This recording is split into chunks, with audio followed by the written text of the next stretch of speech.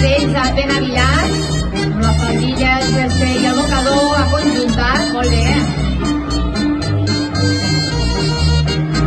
Un total de 32 alumnes de quart de primària